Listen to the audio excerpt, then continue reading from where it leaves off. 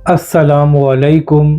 तो नाज़रीन करम, मामला ये है कि पिछली कई दहाइयों से ओवरसीज़ कश्मीरी हर साल भारतीय सफारतखाने के बाहर प्रोटेस्ट करते हैं, मगर अब की बार हुक्मरानों को मेडल देने चाहिए कि अब हालात ये आ गए हैं कि आज ओवरसीज़ कश्मीरी की जानब से पाकिस्तानी सफारतखाने के बाहर प्रोटेस्ट किया गया है। यानी कि हालात ये आ गए हैं कि कल तक जो प्रोटेस्ट भारतीय सफारतखाने के बाहर किया जाता था, आज वही प्रोटेस्ट पाकिस्तानी सफारतखाने के बाहर किया गया है।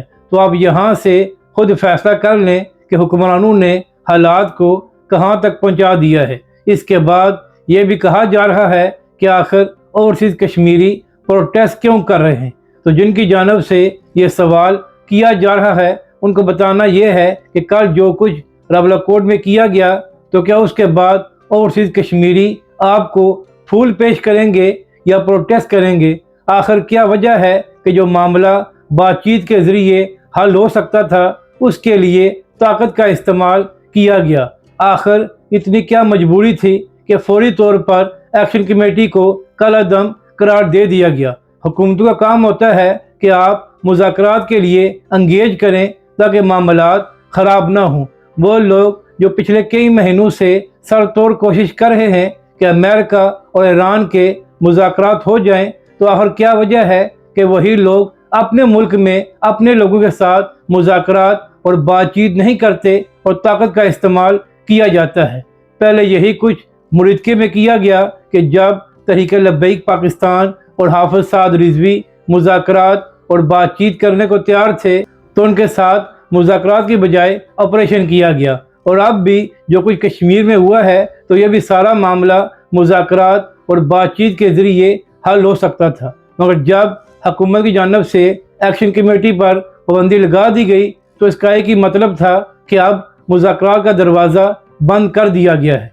तो इसी हवाले से जो लोग ये कह रहे हैं कि ओवरसीज़ कश्मीरी प्रोटेस्ट क्यों कर रहे हैं, तो पहले वो हुक्मरानों से सवाल करें कि जो कुछ रावलकोट में हुआ है, तो उसके बाद कश्मीरी और क्या कर सकते हैं। इसी तरह कल जो कुछ रावलकोट में हुआ और जिस तरह वहाँ पर ताकत का इस्तेमाल किया गया, तो उसके बाद हुकूमत की जानब से ये कहा जा रहा है कि सिर्फ 4 सिविलियन वहाँ पर शहीद हुए हैं।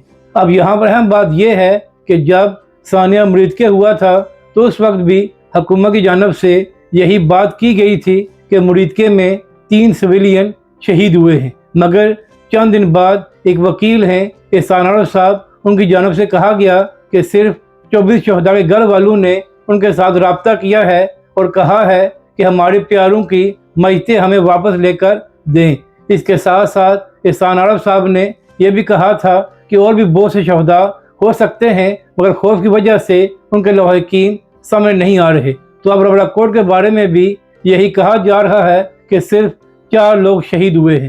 तो इसी हवाले से एक मकामी सहाफ़ी हैं इब्रार कुरैशी साहब, उनकी जानब से ये कहा जा रहा है कि कम अज़ कम अब तक जो तस्दीक हुई है, तो मुबैना तौर पर रावलकोट में 20 सिविलियन शहीद हुए हैं। तो जो लोग ये कह रहे हैं कि कश्मीरी क्यों प्रोटेस्ट कर रहे हैं, तो उनसे पूछना यह है कि जब 20 लोगों को शहीद किया जाएगा, तो उसके बाद ओवरसीज़ कश्मीरी और क्या करेंगे। यानी कि आप ये कहते हैं कि जब उन पर जुल्म किया जाए तो वो इसके ख़िलाफ़ मज़म्मत भी ना करें। इस तरह तो मामलात आगे नहीं बढ़ते। अगर आपको कश्मीर के प्रोटेस्ट से बड़ी तकलीफ़ हो रही है, तो पहले हुक्मरानों से सवाल करें कि आखिर मुज़ाकरात का रास्ता क्यों बंद किया गया और क्यों ऑपरेशन का रास्ता इख्तियार किया गया। अगर आपके पास इतने सबूत थे कि एक्शन कमेटी मामलात को ख़राब करना चाहती है, तो पहले आप उनके साथ मुज़ाकरात क्यों किए और आप उनके साथ मुआहदे क्यों करते रहे।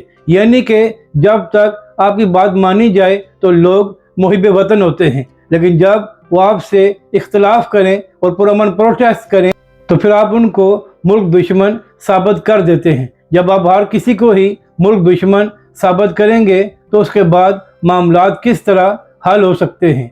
सानिया मुरीदके से पहले भी हाफिज साद रिजवी अल्लाह रसूल के वास्ते देते रहे और कहते रहे कि हम बातचीत और मुज़ाकरात के तैयार हैं, मगर वहाँ पर भी उनकी बात नहीं मानी गई और वहाँ पर तहरीक लब्बैक के कारकुनों का खून बहाया गया। और अब भी جو معاملات بات چیت اور مذاکرات کے ذریعے حل ہو سکتے تھے، تو آپ نے ایکشن کمیٹی پر پابندی لگا کر خود ہی مذاکرات کا راستہ بند کر دیا، جس کے بعد یہی حالات پیدا ہونے تھے۔ تو اب دیکھنا یہ ہے کہ آنے والے دنوں میں حکمران ہوش کے ناخن لیتے ہیں اور کیا معاملات کو بات چیت اور مذاکرات کے ذریعے حل کیا جاتا ہے یا نہیں۔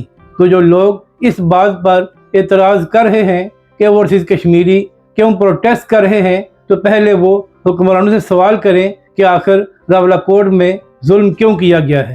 جب ظلم کیا جائے گا تو اس کے خلاف آواز بھی بلند کی جائے گی اور اس کی مذمت بھی کی جائے گی، اور یہ کشمیریوں کا جمہوری اور آئینی حق ہے۔